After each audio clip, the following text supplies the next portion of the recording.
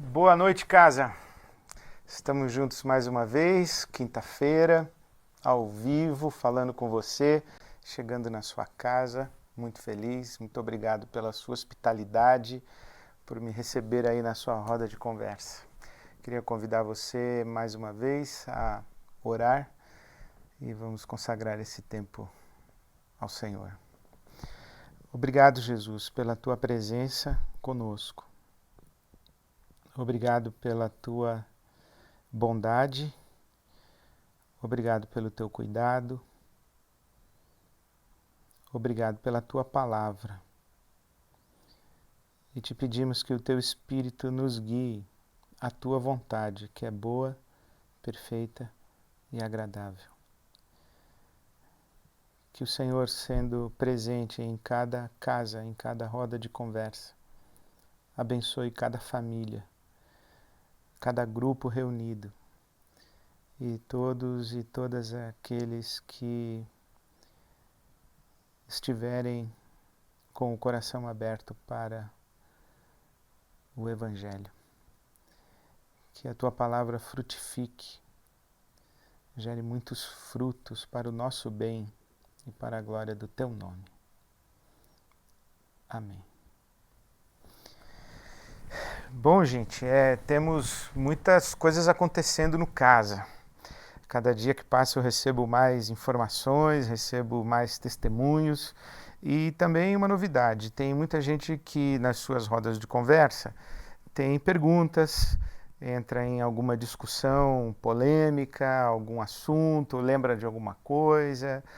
E então eu queria dar a você a oportunidade de mandar as suas perguntas. Eu vou gravar um vídeo especial somente respondendo perguntas. Então você pode usar o nosso Instagram, não esqueça de mandar suas fotos e seguir a gente no Instagram, Ibabe Casa, e também você pode usar o e-mail casa@ibabe.com.br para mandar as suas perguntas. Você pode mandar no inbox do Instagram ou você pode mandar através do e-mail. Mande as suas perguntas porque eu quero gravar um vídeo especial somente respondendo as perguntas das discussões que vocês têm tido aí nas suas rodas de conversa, tá bom? Estou bem com uma boa expectativa para saber o que vocês andam conversando, o que a Bíblia tem falado para vocês, quais são as dúvidas que têm surgido e dessas nossas conversas todas. Hoje é o nosso 10º encontro, então de tudo que vocês já conversaram, de tudo que temos conversado, o que é que eu posso tentar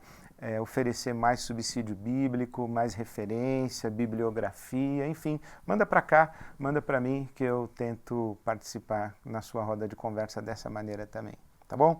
Então, hoje o nosso encontro é o 10º encontro, é o 10º capítulo do Talmidim. O tema de hoje é jugo.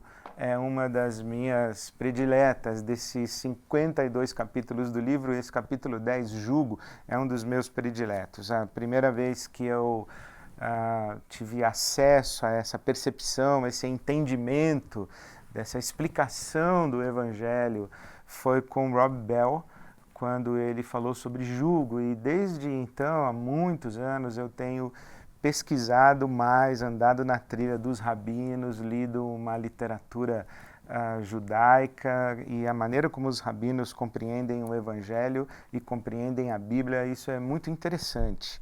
E esse texto aqui de Mateus, capítulo 11, os versículos de 28 a 30, esse texto ganhou um significado todo especial para mim, não apenas o texto em si, de Mateus 11, 28 a 30, um texto muito conhecido que eu ouvia e recitava e citava, mas eu não tinha compreensão exata do seu significado. E ao compreender esse texto e o conceito de jugo, a minha própria visão do Evangelho foi ampliada, foi ressignificada. Então é muito importante você entender o que Jesus está falando aqui, e eu leio Mateus capítulo 28, Mateus capítulo 11, os versículos de 28 a 30, que diz assim: Venham a mim todos os que estão cansados e sobrecarregados, e eu lhes darei descanso. Tomem sobre vocês o meu jugo e aprendam de mim, disse Jesus, pois sou manso e humilde de coração, e vocês encontrarão descanso descanso para as suas almas, pois o meu jugo é suave e o meu fardo é leve. Palavras de Jesus, o meu jugo é suave, o meu fardo é leve. Que jugo é esse que ele está falando? O que significa tomar o jugo de Jesus? O que significa colocar-se sob o jugo de Jesus? Isso aqui tem a ver com a maneira como, na religião de Israel, os rabinos se relacionavam com a lei de Moisés. O ofício dos rabinos era praticamente interpretar a lei, eles se dedicavam a vida a isso. Os mestres de Israel, os doutores da lei, eles se dedicavam a discutir como colocar a lei de Moisés em prática, como colocar em prática a Torá. Torá é o caminho, então como andar no caminho do Senhor? Como andar segundo a vontade de Deus? Como cumprir os mandamentos? Quando os rabinos discutiam, por exemplo, guardar o sábado. Como é que a gente guarda o sábado? Não pode trabalhar, tem que descansar. Mas o que é trabalhar?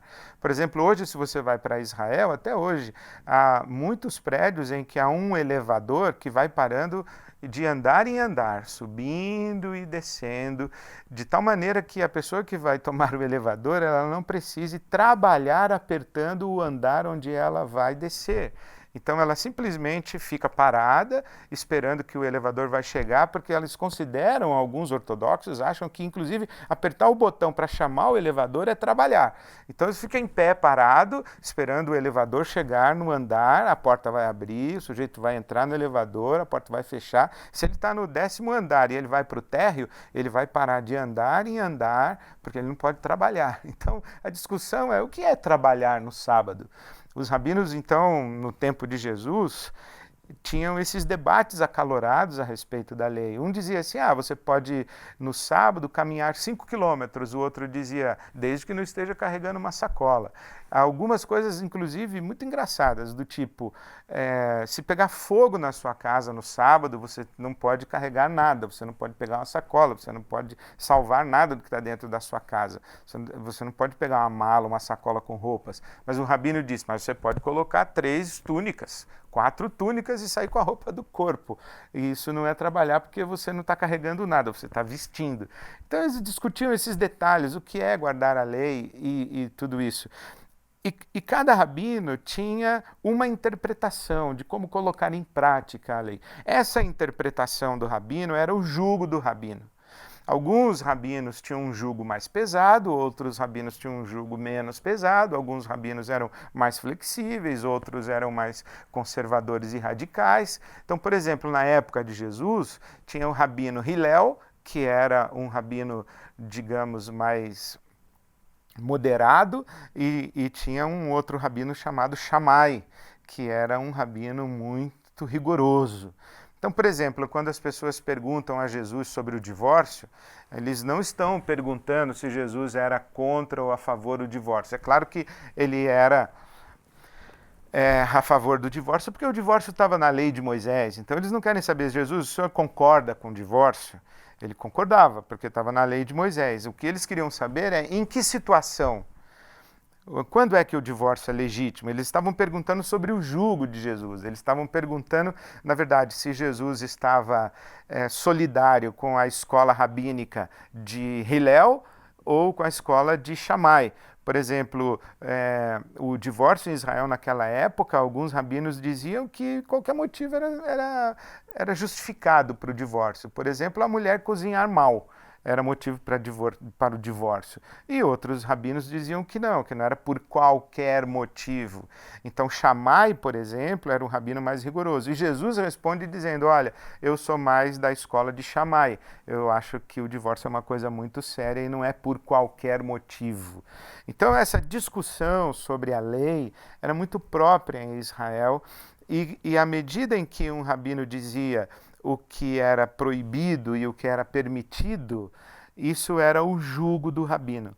Então, um rabino tinha um jugo mais pesado, um rabino tinha um jugo mais leve, e eles tinham esse degradê de pesos para as exigências que ofereciam aos seus discípulos. Então, quando Jesus diz assim, olha, tomem sobre vocês o meu jugo, ele está dizendo, eu também tenho uma interpretação. Era muito interessante que os rabinos, eles eram da escola do rabino Hillel, da escola do rabino Shammai, mas não era qualquer rabino que tinha um jugo. Para que um rabino tivesse um jugo, que ele pudesse ter a sua própria escola interpretativa da lei, isso era um processo muito delicado em Israel. E Jesus aqui ele está reivindicando que ele tem um jugo, ele tem a sua própria compreensão da lei. Assim, no Sermão do Monte, ele diz, olha, vocês ouviram o que foi dito a vocês, eu, porém, digo. Então, Jesus está dizendo, eu tenho um jugo, eu tenho uma interpretação da lei, eu tenho uma forma de compreender a lei. E ele diz para Pedro, por exemplo, quando Pedro diz assim, tu és o Cristo, Filho do Deus vivo, Jesus diz assim para Pedro, pois você é Pedro, e sobre essa pedra, a confissão de Pedro a respeito da messianidade de Jesus, sobre esta pedra eu vou edificar a minha igreja, e eu vou dar para você as chaves do reino. Porque quando um rabino ganhava o direito de ter o seu jugo, se dizia que ele havia recebido as chaves do reino. E aquilo que ele ligava na terra era ligado no céu, e o que ele desligava na terra era desligado no céu. Ligar e desligar, abrir e fechar, eram expressões do tipo proibir e permitir. Então, o que Jesus está dizendo para Pedro é dizendo, eu tenho um jugo, eu tenho uma interpretação da lei, e a igreja, a minha igreja também vai ter essa autoridade, a igreja também vai ter um jugo.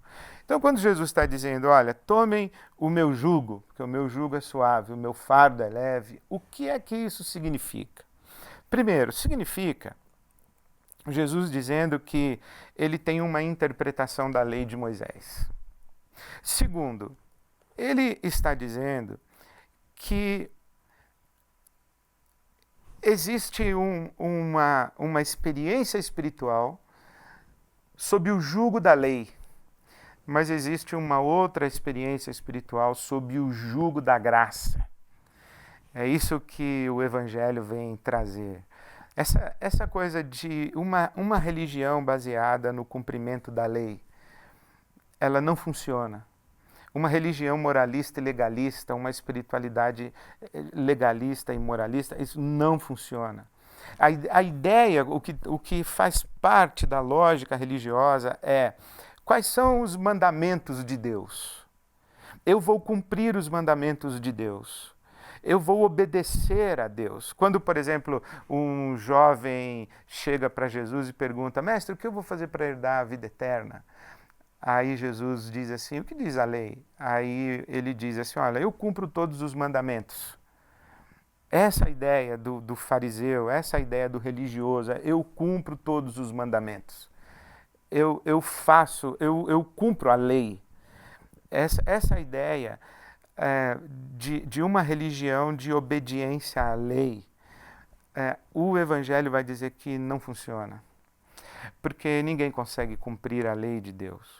O apóstolo Paulo, quando escreve a sua carta aos Romanos, tanto no capítulo 3, os versículos 20 e 21, quanto no capítulo 7, os versículos de 7 em diante, o apóstolo Paulo diz assim, olha, a lei, ela revela para você que você não consegue fazer a vontade de Deus.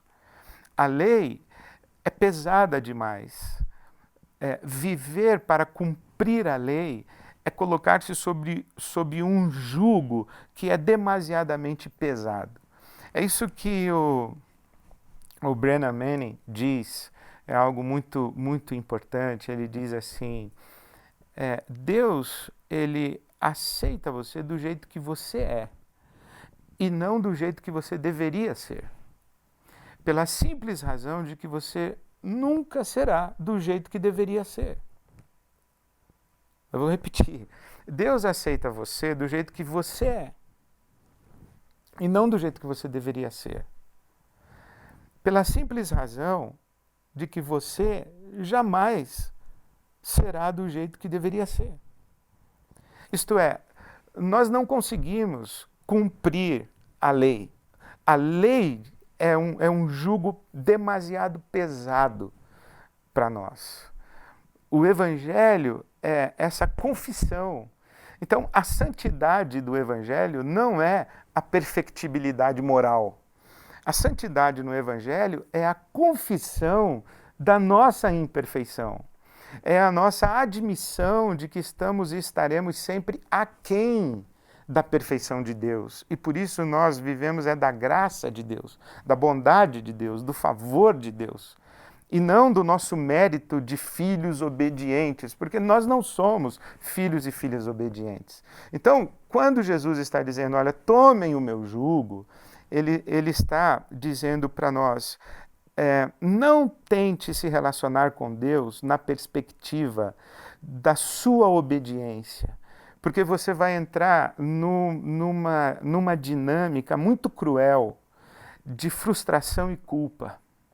Você vai entrar numa dinâmica muito cruel de contabilização dos seus méritos e deméritos. Hoje eu fui fiel, hoje não fui fiel, hoje eu consegui, hoje não consegui. Você vai ficar brincando de bem me quer e mal me quer com Deus. A lei gera isso, gera esse ciclo de frustração e culpa. Eu tento, me esforço, não consigo, ou consigo por um tempo, mas logo eu fracasso. Então a lei é um jugo pesado demais. A graça de Deus é que nos liberta e a nossa experiência do Evangelho é nós admitirmos que nós não conseguimos cumprir a lei de Deus e nós descansamos no amor, na misericórdia e na graça de Deus. Bom, isso evidentemente não nos exime de cumprir a lei, porque a lei é boa, é justa, o mandamento é santo. A lei de Deus é um caminho de vida.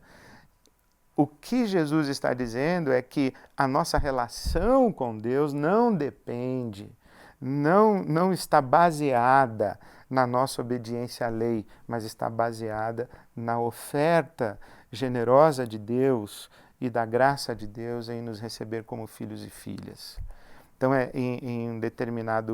numa determinada dimensão, é isso que Jesus está dizendo. A lei de Moisés é um sistema de obrigações, de regras morais e comportamentais que faz com que você viva o ciclo da tentativa, do fracasso, da frustração e da culpa.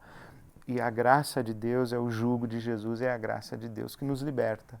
E a porta de entrada para a graça de Deus é a consciência da nossa falibilidade, ou, se você preferir a linguagem teológica, a linguagem bíblica, da nossa pecaminosidade, do fato de que a gente não consegue cumprir a lei de Deus. Então, a gente se compreender amado por Deus, amada por Deus, mesmo não sendo perfeitos, esse é o jugo leve de Jesus. É a relação de amor com Deus e não a relação de regra, imposição legalista moral. Então esse é o jugo leve, é o jugo da experiência amorosa com Deus. Quando Jesus diz, então, tome sobre você o meu jugo é suave, o meu fardo é leve, ele está convidando você para uma relação de amor que não é mais baseada na obediência aos ritos e às regras morais da lei. Agora, a pergunta que eu faço a você é se você já se sentiu cansado e sobrecarregado.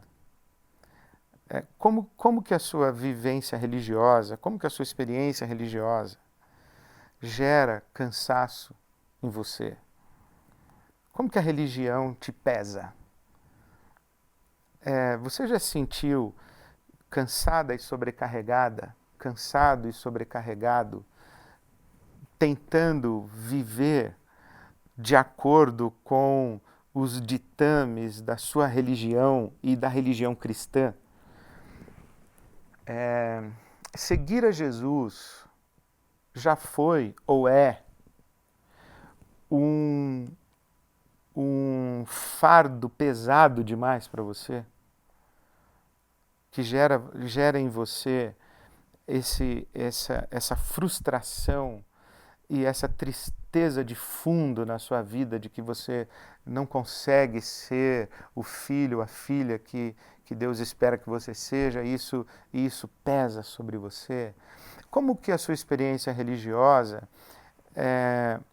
oprimiu ou oprime você, estreita seu mundo, gera em você esse cansaço e essa sobrecarga, coloca um peso demasiado sobre os seus ombros. Porque os rabinos do tempo de Jesus, os doutores da lei, eles faziam isso. Em Mateus capítulo 23, Jesus faz uma crítica severa aos líderes religiosos da sua época e que deve, inclusive, encontrar paralelo nos líderes religiosos contemporâneos. Jesus diz assim, olha, os mestres da lei de vocês, eles colocam um peso demasiado sobre os ombros de vocês que nem eles mesmos carregam. Eles não mexem um dedo para carregar o jugo que eles colocam em cima de vocês. Então vocês ficam olhando para a vida deles achando que eles são piedosos, mas eles são hipócritas, eles são falsos, eles são moralistas e legalistas e ficam oprimindo vocês, mas a vida deles é uma vida torta. Porque não é possível um ser humano pagar de perfeito. Não é possível. Uma pessoa que diz que é perfeita, uma pessoa que é absolutamente certinha, ela é mentirosa e hipócrita. Uma pessoa que tem a vida certinha e diz para você que ela é perfeita e justa, ela é mentirosa e hipócrita, ou ela não se enxerga direito.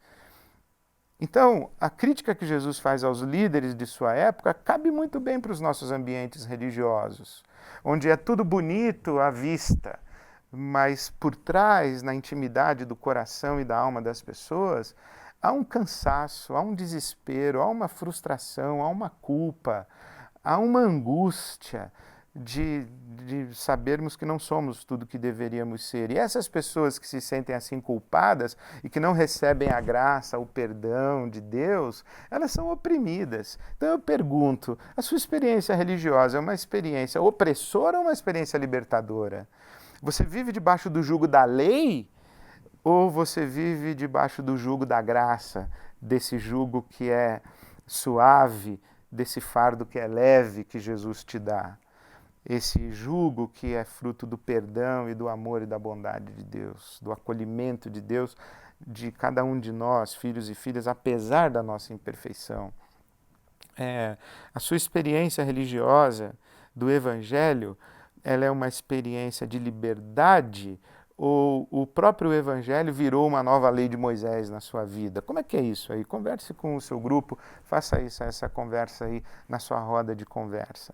Agora, uma outra pergunta que eu faço para você é que essa mentalidade de que a gente vai viver de acordo com a lei, esse jugo pesado da lei para fazer a vontade de Deus e a gente ter a consciência tranquila, essa lógica religiosa, ela é opressora e gera em nós uma culpa. Uma culpa. Um dos livros mais impressionantes que eu já li foi Culpa e Graça, do Paul Tournier. Você pode encontrar esse livro publicado pela ABU Editora. Paul Tournier. É culpa e graça. Quem não desfruta da graça de Deus vive uma culpa. E algumas pessoas carregam uma culpa por alguma situação do seu passado, por algum pecado cometido no passado. Carregam consigo uma sensação de que elas não merecem a bênção de Deus, não merecem o amor de Deus, elas não merecem ser abençoadas por Deus. Na nossa linguagem mais contemporânea, elas não merecem ser felizes, porque elas têm uma culpa, elas têm um pecado, elas têm uma coisa vergonhosa na sua história e elas acham que precisam ser castigadas. Elas ainda estão debaixo do jugo pesado da lei e não experimentaram a graça. Então eu pergunto para você, seria esse o seu caso? Existe alguma coisa no seu passado, algum pecado seu, alguma vergonha que você carrega e que mantém o seu coração culpado? Mantém a sua consciência culpada, num senso de débito para com Deus? A boa notícia para você é que Jesus está dizendo, você não precisa pagar, eu já paguei. Você não precisa ser perfeito, ser perfeita. E Deus não vai castigar você pelo seu pecado. O jugo de Jesus é suave, o seu fardo é leve. Deus está nos recebendo como seus filhos e filhas, não porque nós somos perfeitos e filhos e filhas obedientes, mas porque Ele nos ama. E é essa graça que nos liberta para finalmente a gente poder ser aquilo que Ele quer que a gente seja, numa relação de amor e não numa relação de opressão legalista e moralista. Então eu pergunto a você, há alguma culpa guardada no seu coração?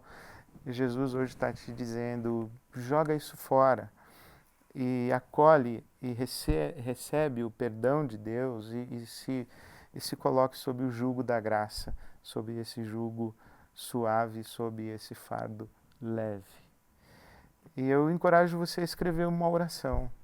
Escrever uma oração agradecendo a Deus o perdão, a graça e quem sabe até fazendo uma oração de confissão e agradecendo a Deus o perdão e pegando essa coisa que pesa no seu coração, rasgando essa dívida, jogando fora.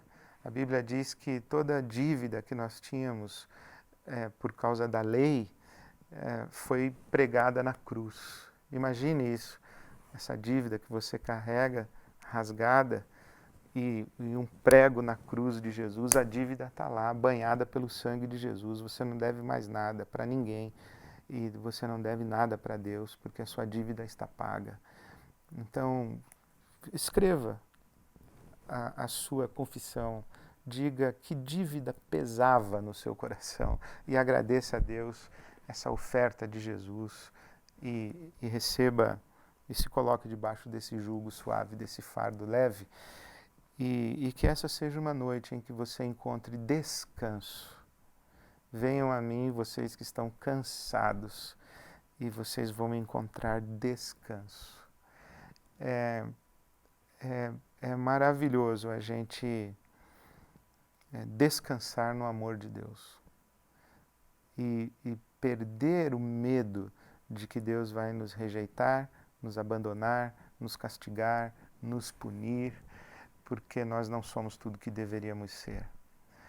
A graça de Deus nos acolhe e essa experiência da graça é libertadora para que a gente finalmente possa vir a ser o que Deus quer que a gente seja, mas numa relação de amor.